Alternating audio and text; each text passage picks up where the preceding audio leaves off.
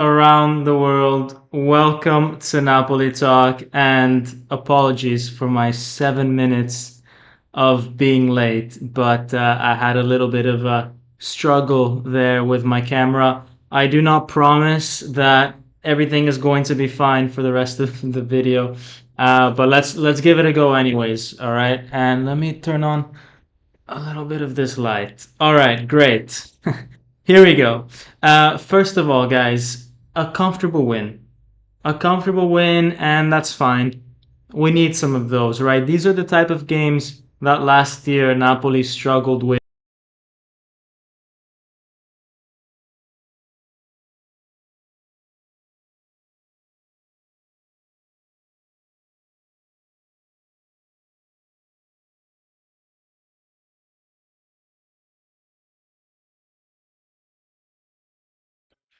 We're gonna go straight to the player ratings, and I'm gonna try to figure out this thing with the camera, and I will maybe turn on my other webcam.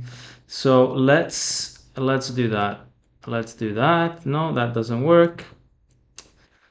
Let's go here. All right, great. There we go. Let's move this like that. Okay. That will have to do, guys. I'm gonna have to use a different camera for the stream. The webcam that's on top of the computer doesn't seem to be working, so we're gonna have to do with the one straight from the computer, guys. Hope you guys don't mind that. Smash that like button because your boy is struggling out here today with his technology, okay? So, give me some love because it's required. Oliz says, I can't believe how good we've played here at halftime. So this was a comment made at halftime. 100% control, great goals. We have been clinical, and Monza haven't gotten anything. Conte, I will love you forever. Guys, the turnaround that Conte has done with these players is absolutely insane, right? There was just this free-flowing football throughout in the first half. Then obviously the second half, the intensity and the rhythm went down, but that's also because there wasn't any need to push, right? And look, honestly, I don't really like that. I prefer it when you have a bit more intensity, in my personal opinion. But at the same time, guys, like, let's just take the win as it is. We move on, we rest, and then we will have a very intense run of games coming in November. So I think it's totally fine for us, to just relax a little bit more in this one. And yeah, Buongiorno Nangisa did well. Look, I don't think, and this is a spoiler, I don't think it's 8 out of 10 performances just because the level of the opposition, I don't think, is very high. They are second bottom in the Serie A. So I'm not going to, overemphasize, if they manage to keep the opposition quiet. But yes, top of the league. Let me get to some other comments. La capolista se ne va, says Vincenzo Bertillo. And for whatever reason, the overlays are not working. So let me also fix that. Guys, a lot of struggles today. A lot of struggles.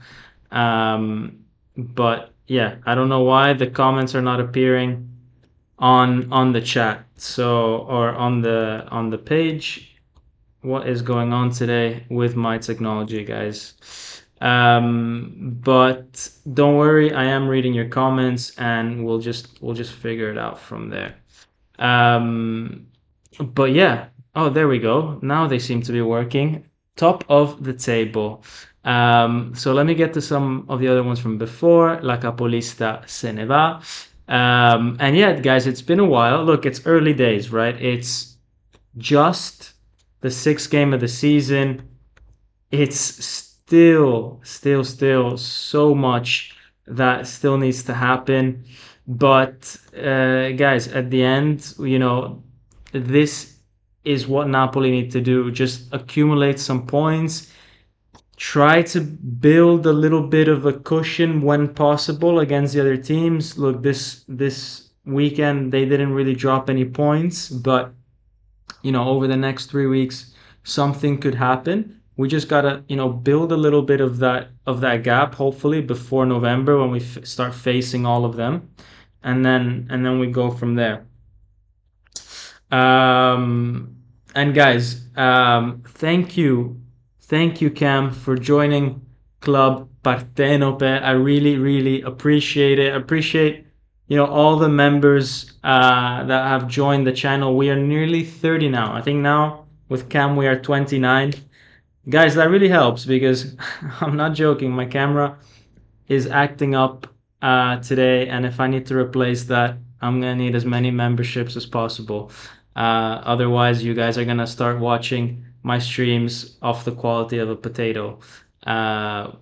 So yeah, that's just the truth. La capolista sarò con te, says Napoli Nation TV. Guys, it's it's it's nice to say that again. It's nice to say that we are number one in the table again. But yeah, guys, blue balls, Forza Azzurri. All the cool kids are members, and that's a fact, guys. Kvara off at minute 75 did not look happy. Yeah, let's go over the game, guys. Let's go straight into like the recap of the game, and let's analyze that a little bit, and then you'll get my opinion about all that sort of stuff. But I want to get to some of the other comments from the non-members. Fox Drop says Politano feeling the pressure. Lol, this is great. Everyone is playing hard. Yeah, and that's what healthy competition does. And at the end of the day, Conte was right to play Politano. I feel like he was the man of the match for me, honestly. And I think that it's good to also give him a chance to respond to what Neres is doing, right? And we'll get to the goal in a little bit, as you can see from the screenshot. But yeah, he's had a great first half. I really, really liked him. But yeah, there is this issue that David is mentioning, which is about Kvara. And I think the situation here is not very clear to me why Kvara is getting subbed off so early. I think Conte needs to answer that, and there could be a very logical explanation of like, I don't want to risk him, right? The game is already won. Why keep him and potentially he gets an injury, right? There's no need to risk him. So that could be a potential explanation. What I don't understand though about it is why he brought on Mazzocchi to move to a 5 in the back defense, and it just allowed Monza, I think, to put on more pressure on us. I'm very much against those kind of defensive-minded substitutions. I would rather him put on Ngonge, for example, and really continue to put Monza on the back foot. I don't know why we had to go and play defensive against them in the last 15 minutes. But yeah, so that's that. Super Alexander is saying that Lobo only does side passes and slows Napoli down. I don't think so, man. Like, you need that kind of player. Like, if you think about some of the best like central midfielders, it seems like they're not doing much, like Busquets, Lobo, Rodri. Like, it doesn't seem like they are speeding up the play much, but they are so useful in dictating the tempo. And sometimes the tempo does mean that you have to slow things down a little bit and allow the team to get into the different positions.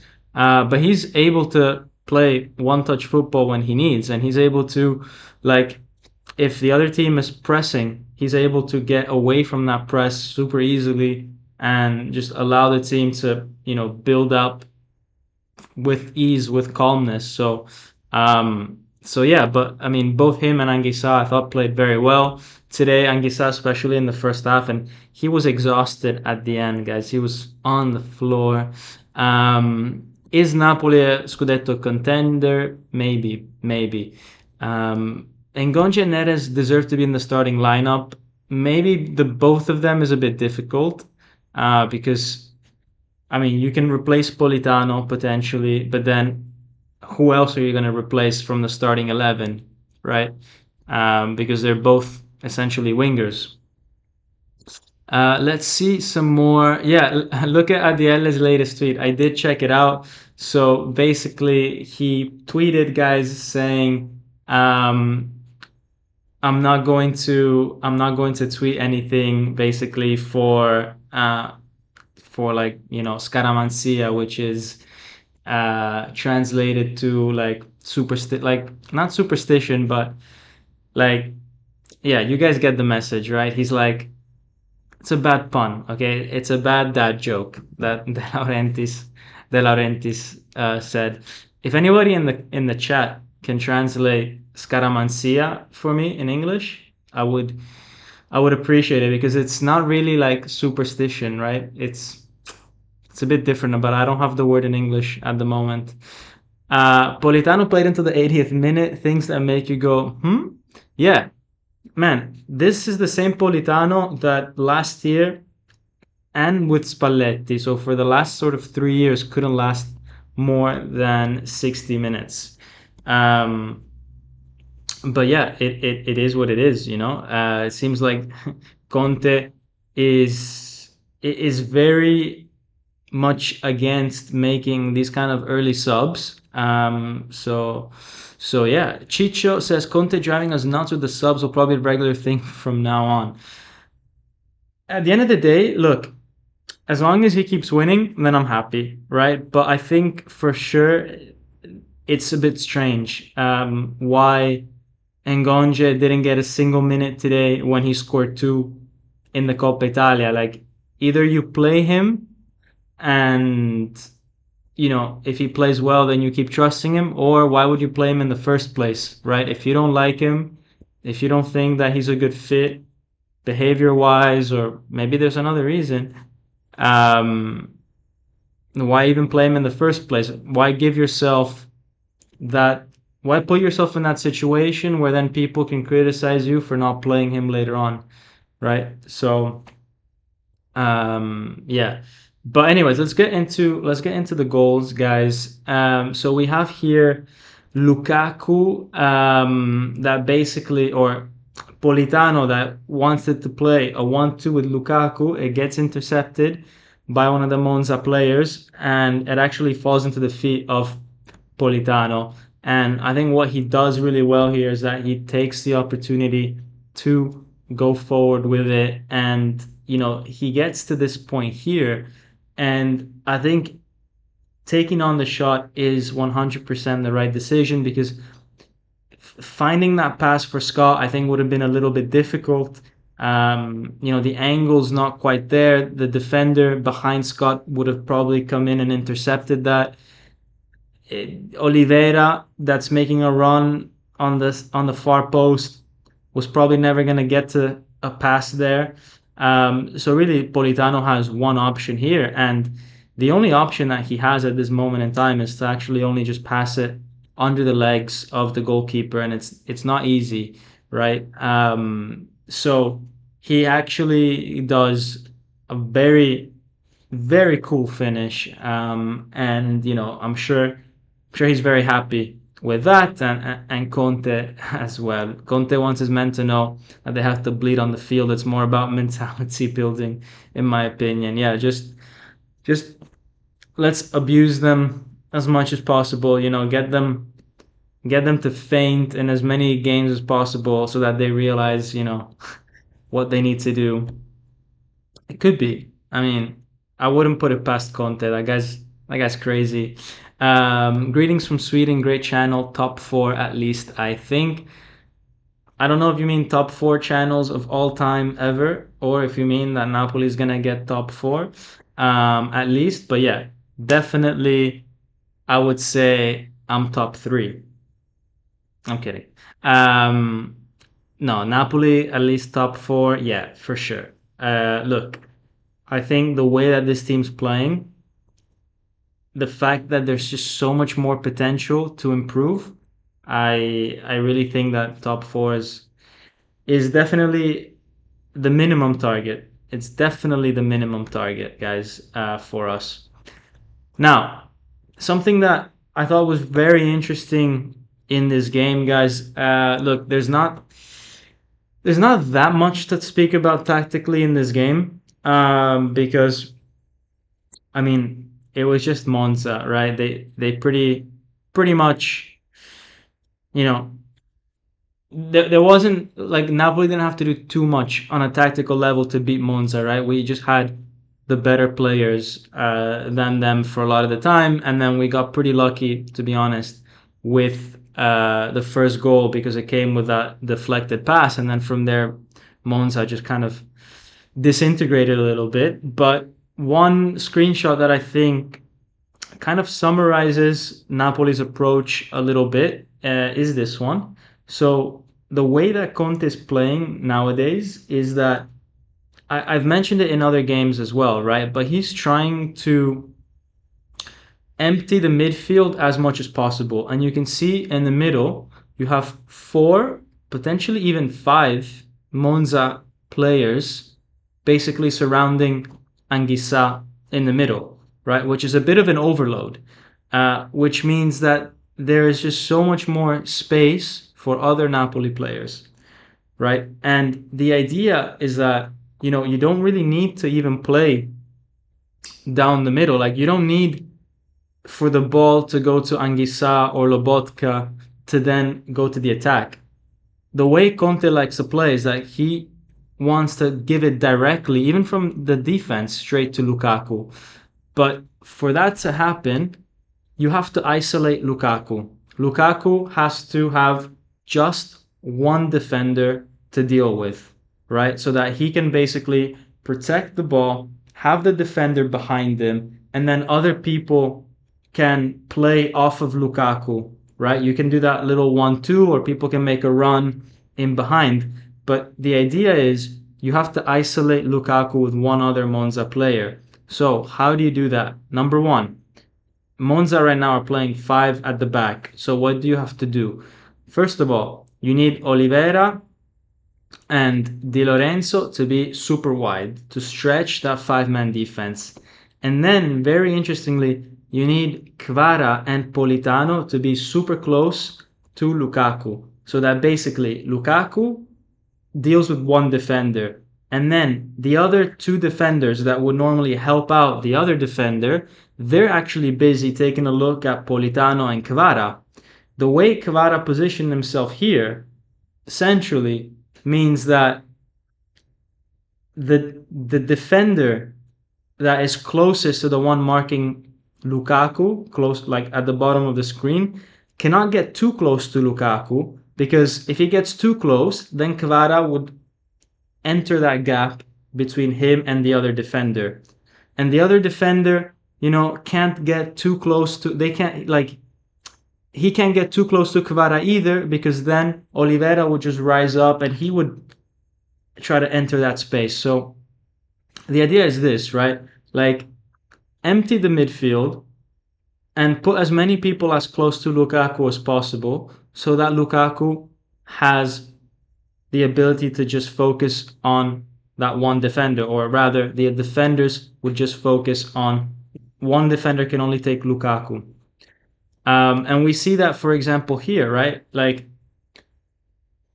the way that, and by the way, when we speak about this and emptying the midfield, often that requires Lobotka or Anguissa to go in between the two center backs. The two center backs, they get they go further away from each other, and one of them drops, or sometimes even both of them drops, and there's nobody in the middle, right? In this case, for example, both Anguissa and Lobotka, they dropped a little bit. They played a little 1-2 with Rachmani, and then Rachmani immediately plays the pass to Lukaku. Again, that's what you want, right? You want Lukaku to be one-on-one with his defender, back to the goal, and then what happens here? Di Lorenzo sees the opportunity and he makes a run in behind. Now, that opportunity got, stopped because they fouled Lukaku, and they did that 10 times in this game, that, they didn't let him turn. But essentially, that's the play, right? You want to find Lukaku so that he can play the ball off like that. And that's I think what Napoli is doing very well, and they're executing it very well tactically. Look, is it the most pleasing football? Is it like what Spalletti was doing? No. But at the same time, guys, it's working. And it's allowing players, I think, like Kvara and Politano and all these guys to actually be even closer to the goal than in previous years because they have to be closer to Lukaku to support him. Now, speaking of players getting forward, this was Di Lorenzo getting forward, and this should have been a penalty in my opinion. His foot is on the line. I don't really know how the VAR didn't didn't tackle this.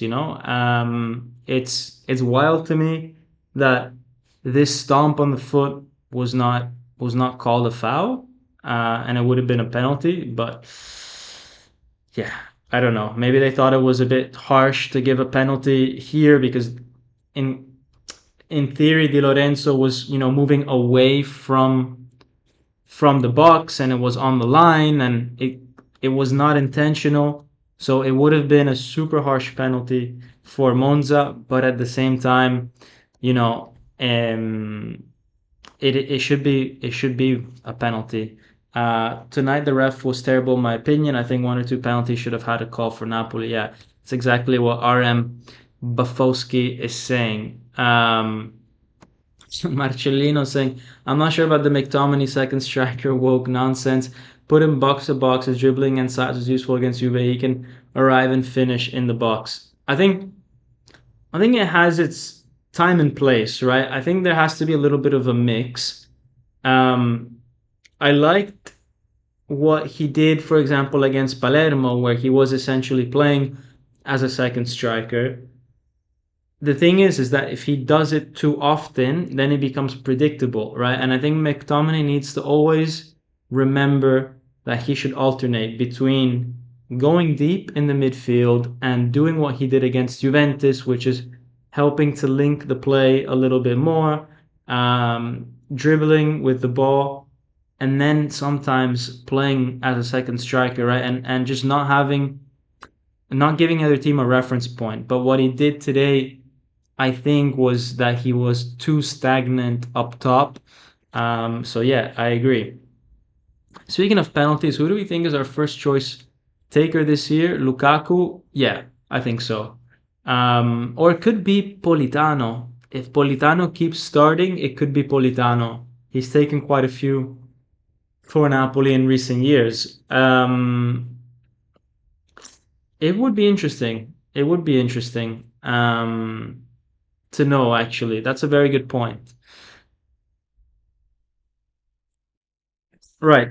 Now let's get to the goal. And guys, this is, look, both goals were kind of given to us, let's be honest. The first goal, there was that little deflection from the Monza player, and this goal, it's ridiculous. I mean, a back pass to the goalkeeper, fine. Goalkeeper should have sorted that out much better. Look, he's got options. Like, this is a simple pass to play, This is a simple pass to play, but he overhits it. It goes to Anguissa. What Napoli do really well here is that they have a lot of movement, right? So Lobotka drops back, and then more interesting than that, Lukaku drops back as well, and basically pushes that defender to, like, pins him to where he is, and then McTominay makes the run into the space where Lukaku is, with Lukaku holding the other defender back. He receives the ball and he does a very quick turn towards the goal. That's the number one good choice, that you can do. Just very quickly turn towards goal. Tries to take on the shot. It gets deflected, goes to Kvara, and Kvara puts it in the back of the net. And then I don't know what this poster is about. I know that there's a lot of Georgians that watch this. If you can put something in the comments about what this message means, I was pretty curious. So Let me know, guys, what this means. I'll wait a little bit for you guys to comment, and then I'll pin it in one of the chats. Um, the rainbow flick to Caprile in the first half secures Politano the starting spot for 12 more games, right? Yeah, this was when this was when the ball was out of bounds and Politano does a little rainbow flick, um, which I mean there was no need to do it, but you can like Politano is funny, man. Like you can tell he's that type of player who like he thinks he's really good, right? Like he'll just go and do a random rainbow flick thinking that it will make some kind of YouTube compilation or something. Um, but yeah, no, I mean he put in a good shift today. Nothing to say against Politano, to be honest. Okay, it says Kvara, can you give me your shirt? Okay, cool. Cool. Kvara, okay. I see I guessed that in my head because there was the shirt there. But yeah. Anyways, another thing I wanted to point out, guys, was just how many players Napoli had forward in the first half. Five players going forward, which was completely different than in the second half, right? In the second half, I feel like we didn't really try that hard to push Monza. And Kvara. Look, let's get to the substitution in a second, but I think maybe he might have been a little bit upset that there were two chances to assist in the second half. This one with Lukaku, great pass to Lukaku. The ball kind of gets stuck in his feet, and so he takes a shot, but he's not able to really do much with it, especially because it's on his right foot. And then there was this chance here where, again, the ball is fed to Lukaku. Lukaku pins one of the players behind him, gives that 1-2 back to Politano. And it allows Kvara to make the run in behind. Politano finds him. Kvara passes it to McTominay, and I feel like here McTominay could have done a lot more, maybe taken the shot first time, but it gets blocked. And then he gets substituted, right? So maybe this was just him reflecting on those two chances, right? In the end, it just could be that he's upset that he didn't get his assist numbers higher, you know? So that could just be it. Because in the end, I don't really know what else he would be upset about because he got a goal. And yeah, maybe he wanted to play 15 minutes more. But I mean, you already played 75, right? So, like, I don't know. It's not like he's getting subbed off in the 50th minute, right? Like 75 it's a normal time to be subbed off. And I think he should he should interpret this as I'm taking you off first because you're the most important player and I want to like preserve you for the next games, right? I don't want anything bad to happen to you. Well, I'm gonna sneeze, guys. I'm dying. Oof.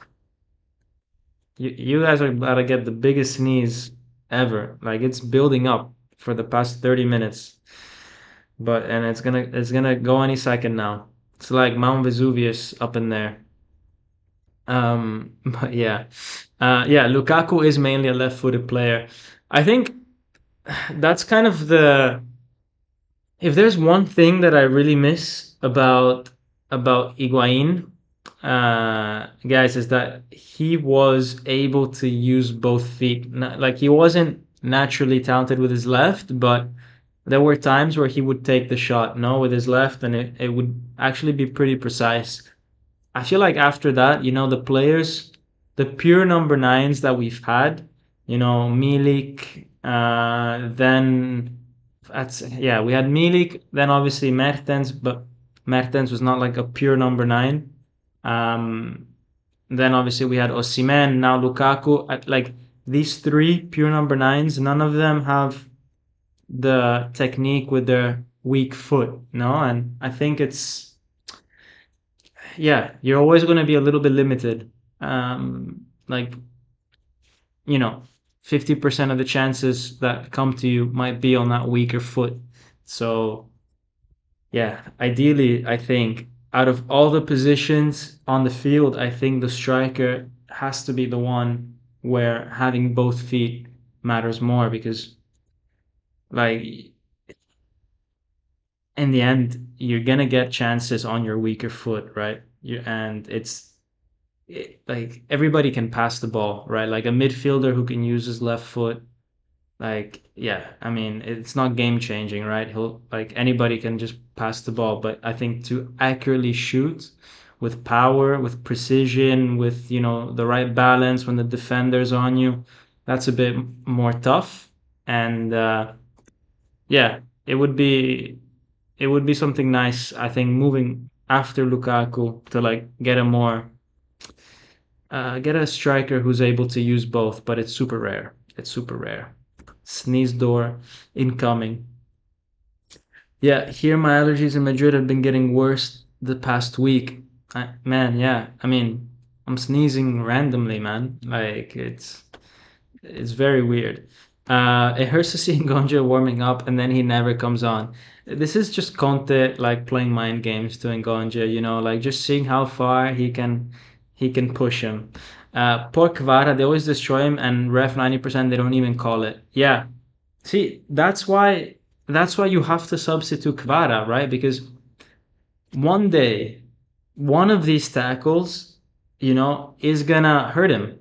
And I'm not saying that it's gonna like ruin his career or put him, out of play for a few weeks. I'm just gonna say it's gonna hurt. Like it's a shame. Like it's a shame for that to happen to a player if the score is already 2-0, right? So I think it makes sense to take off Kvara and just protect him a little bit because this guy gets no protection from the referees. But what I don't understand is once you take off Kvara, why not start taking off some of the other players as well? Like, man, Politano playing 84 minutes is absolutely insane, right? Like, there's no reason why that should be happening. We all know that Politano should only last 60 max, you know? And Neres comes on 5 minutes and is so close to scoring. Actually, what is a beautiful goal potentially. And I just don't know why we didn't see more of him. It really doesn't make sense because like why keep on Politano for 85? That's what I don't understand about Conte, you know? And that's why, even though we won 2-0 and it's another clean sheet and it was comfortable and Monza never put any sort of trouble, I'm only going to give Conte a 6 out of 10, like just enough to pass because I feel like he needs to take a bit more risks. I didn't like the substitution Kvara with Mazzocchi. Not that Kvara should not have been substituted, but because it's fine to substitute him at the 75th minute, but I don't like that you put on a defender for him. It should have been directly at that point Neres or Ngonja, and you keep trying with fresh forces to get the third goal. So yeah, I really don't know why he thought that Monza had to be, dealt with five at the back. It really doesn't make any sense, and I think it made actually the last 15 minutes more difficult for us because Monza had a lot of the ball in the last 15 minutes.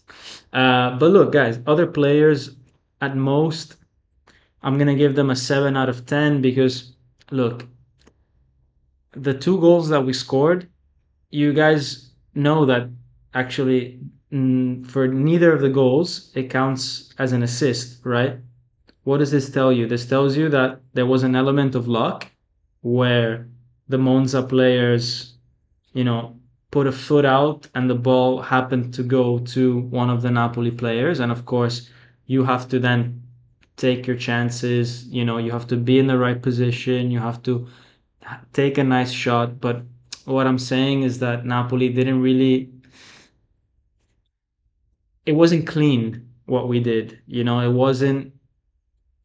wasn't planned, let's say, necessarily. So I think that reflects on everybody's player ratings overall. Likewise with the defense, right? I mean, it's a clean sheet, but you have to consider the opponent. The opponent never really did anything to trouble us. A few long range shots. That's about it from Maldini.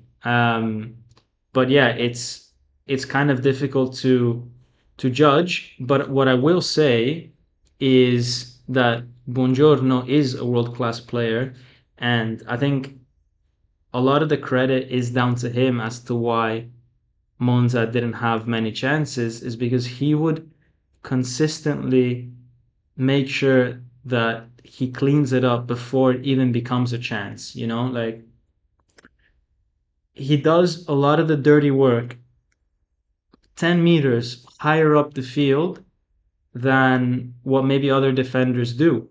And that just allows us to recover the ball, and you don't even then have the opportunity for the other team to go and attack you. So then it seems like the other team did nothing, but it's actually that you did everything well to prevent it, which is very good. But yeah, I mean, look, no one is going to remember this game as like, oh, this is my top 10 performance for Napoli. No. So the maximum is a 7. 7 out of 10 is good. You go home, you're happy, you move on. But it's not something that you're going to talk about in 20 years after when your career is over, right? But I think everybody can agree with these ratings. So yeah,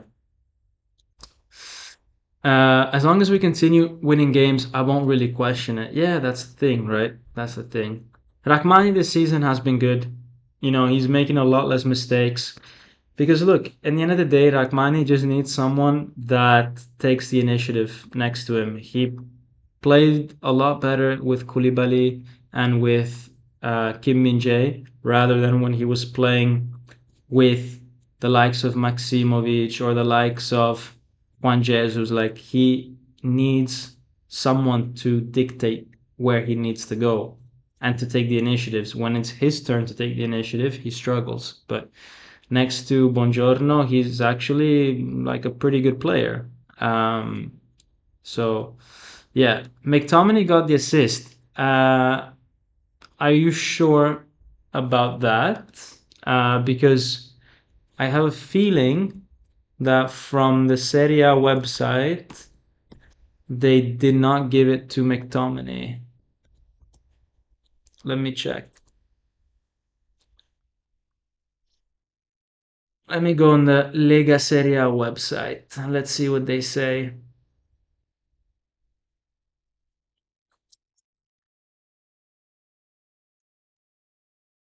Let's see. One sec, guys. They gave Politano player of the match, by the way, which is same as what I have. For those of you that play the predictor game, by the way, here it is. For those of you that play. Um, so I have a feeling that they didn't give McTominay the assist. No, I feel like they didn't. They didn't give it. Ah, no, they did. They did give McTominay the assist. Oh well, interesting. But yeah. Anyways, that's the table then for the match predictor games. By the way, Brian won this one this month. But let's go to.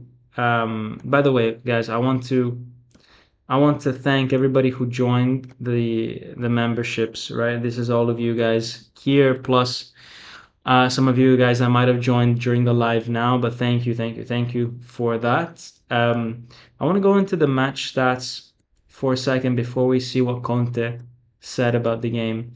So in the end, guys, look how much we let Monza sort of back into the game, right? With 52% possession, more possession than Napoli, which is kind of crazy. Also because I feel like when the other team has the ball, you actually end up doing a lot more running than you need to. So Napoli's second half, I feel like they should have dealt with that a lot better. But at the end of the day, um, you know, it is what it is. They did the minimum that they thought was necessary. Football is life. Thank you very much for your $1.99 donation. I appreciate that. And Football is Life says Neres has to start. And are we winning the league? I think yes, Neres should definitely start moving forward. Um, I think definitely from the next game he will start. Look, Neres just played on Thursday, which is why Politano played today. But I think the next game Neres is starting. That's gonna be my prediction. And are we going to win the league, guys?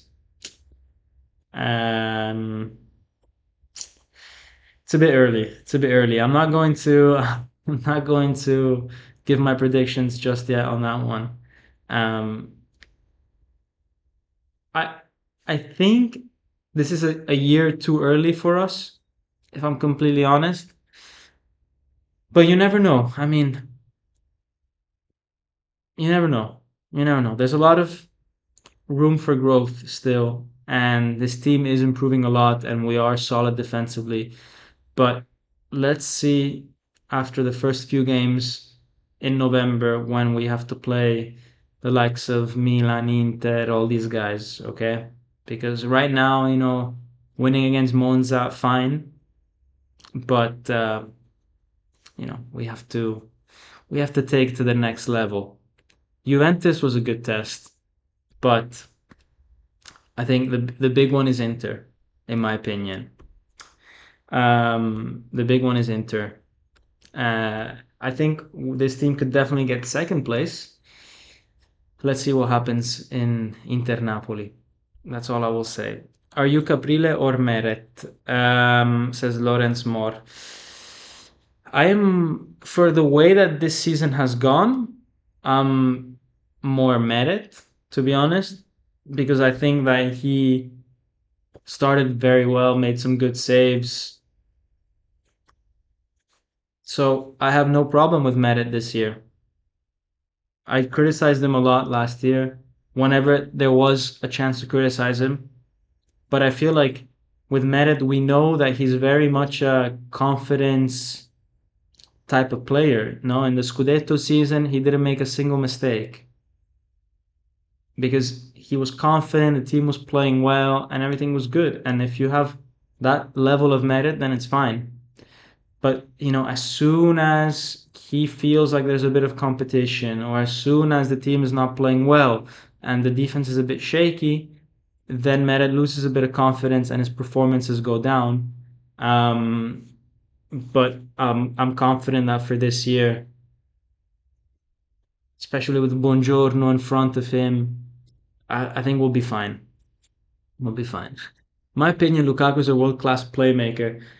Look, to some extent he is, because he allows so many players to, he puts so many players through on goal just with holding up the ball and like flicking it on for them. So yeah, 100%. Guys, I want to get to Conte's press conference, and then, it's quite late already. It's almost midnight here. In many other countries where you're watching, it's probably even later than that. So I want to wrap it up in the next 10 minutes. So let's see what Conte had to say. They asked him, "Did you expect already to be ahead?" And he said, "Look, we had a pretty easy start of the season with the matches that we had to play, apart from Juventus and Bologna. Obviously, it's very nice because we also started with a loss that set us back 3 points. But we're happy with the improvement that we've had. and I see in the players a big willingness to improve. And for me, that's more important than looking at the table right now. They asked him about the fact that the team seems very organized and balanced, and he said, "Look, being balanced is always thanks to the players who, aside from the different formations, they always track back, and they want to do both sides of things. They want to attack, but they also want to defend, and that gives you balance." And he says, "I'm not sure if you guys notice the work that Politano puts in. He is the like purest example of what it means to sacrifice yourself." So look, Conte really likes Politano, but every manager does. Every manager does in Italy because Politano is that guy who, look, he's got his limitations going forward, but Italian managers, the first thing they always think about is just not to concede a goal. And when you have an attacker, especially a winger, that thinks about that aspect of the game like Politano does, they're always going to go for that safer option. Um, and now it's just a matter of, can Neres, convince Conte that he can do the same? Like Conte's being very explicit with where Neres needs to improve. Um, so yeah, it's very clear what Neres needs to do. He also says that Scott and Neres have arrived towards the end of the transfer window, um, and so they just need a little bit more time to really settle into the dynamics of the team. Against Juventus, we risked with the different formations, but this team can do different formations, and today I started to see that we were starting to get a little bit tired, which is a strange thing to say because we changed 11 or 10 players last time out against Palermo. So I'm not really sure where this whole tiredness thing comes from. But I mean, we've seen it with other teams, right? Inter, they lost to Milan, and Inzaghi was saying how the team felt a little bit tired. And yes, they had the Champions League game in between, but essentially that was only one extra game. And if you think about it, we had before the start of the season, we had Modena in the Coppa Italia, which those teams didn't have. So we played the same number of games as all of those guys. And those guys are also feeling a little bit tired, so it makes sense. And yeah, and we spent a lot of energy, guys, against teams, for example, like Parma. Again, Parma, like we we had to fight until the 98th minute, or no, 101st minute. It was 11 minutes of added time, you know. And Parma exactly was a team that thrashed Milan.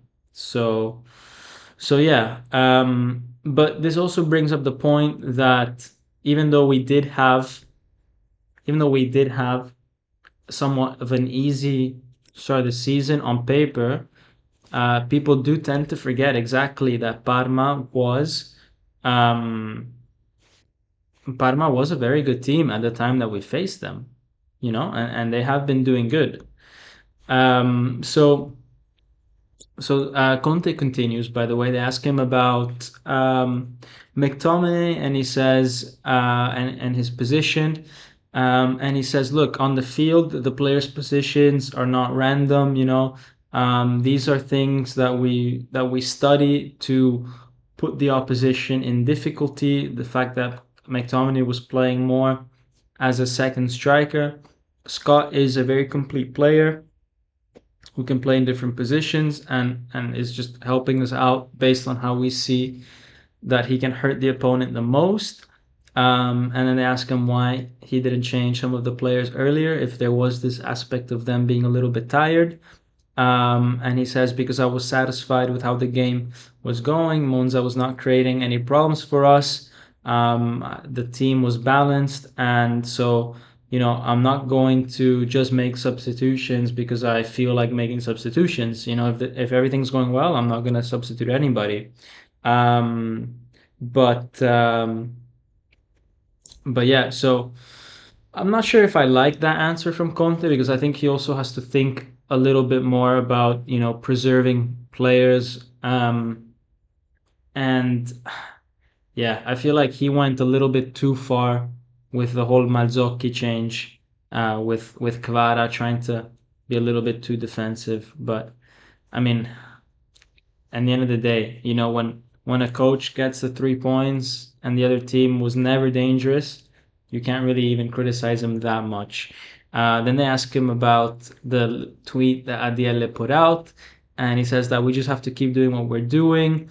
I'm already in love with this team and this group of players. Everybody is training very well. We're creating some good enthusiasm, but we still have to work very hard to achieve our dreams. And we have to be very realistic that other teams are more experienced than us. We're at the start of our journey. And, we have to just still improve a lot from an emotional point of view. Like today, he said that, at the start of the game, he saw that the players were a little bit tense. So that was Conte, guys. So yeah, that's him. Look, at the end of the day, this wasn't the most exciting of games, um, because it was quite simple to beat Monza. They are very far down in the table. I mean, if we take a look at where they are 19th. They have 3 points from three different draws, but it's very clear that these guys are gonna struggle this year, right? It's not looking very good for them, but at the same time, I think there's a few teams down there that would also struggle alongside them. Lecce, Cagliari, Venezia. Yeah, those teams are gonna struggle. Next up, guys, we have. Let's just take a look at who we have next up. We have on the 4th of October, we have Como, then Empoli, and then Lecce. Now, if we go back to the table, these are not stupid games. Como is number 10, okay? And they're finding their groove. The last two games, you can see it here, last two games, they got 2 wins. And quite convincingly, one of them was, for example, against Atalanta, of all teams. Then Empoli, look at them, guys, unbeaten this season. Okay, fine. They've been getting a few draws, 4 draws, but still unbeaten. I mean, take a look at that. They tied against Fiorentina. This is a derby game for them against a much stronger opponent, and they are guys that can put us under a bit of pressure. So this is not a stupid team. The ones that we have to play, Empoli, Como. Then maybe Lecce could be a bit more of an easy one, but it's definitely not super super straightforward. Um, Off topic, but what is Lele Oreali's role in the staff apart from bringing aura? Look, Lele Oreali, he is the guy, like he's Conte's second hand man, right? Like you have to think that there's a group of 25 dudes in the team, and Conte cannot manage every single person at the same time, right? So he's got to delegate a little bit to other people. So a lot of what Lele Reali does is help Conte out. But he also like not like he brings that aura, right? Like he actually does. Like he's someone that has a lot of history in Italian football that players respect. And sometimes you need, I don't know, man. Sometimes, like maybe in the dressing room, you need good cop and bad cop, right? And maybe Conte plays the bad cop and Lelio Reali is like the good cop, or maybe sometimes they flip that around. So he just helps Conte with like managing the team, right? And then I'm sure he gives his own insights on tactics and all that because I'm sure he has experience and knowledge into all that kind of stuff as well. But it's definitely, I think he's definitely there to help keep morale high, help manage the team, help Conte and really whatever Conte needs. Maybe even to speak to De Laurentiis himself. Maybe Conte says, "Look, rather than me speaking to De Laurentiis myself, maybe in some occasions I can send Lele Oriali because he's got a calmer character, so he can get my message across to De Laurentiis without there being some big fight. Um, so yeah, that's kind of what he does. I wanna just end the video here by saying if you wanna join as a member, please go ahead. And guys, I hope you enjoyed the video. If you did, smash that like button. I'm sorry that the camera that I normally use is not working today, so I've had to use the computer like inbuilt webcam, which makes the image look like it's different, like it's not zoomed in the way I want it and everything. And maybe the quality is not great. But yeah, hopefully you guys still enjoyed the video. And we will speak to each other, um, I guess next weekend for the Como game. Guys, that is everything from me. Forza Napoli sempre. Ciao.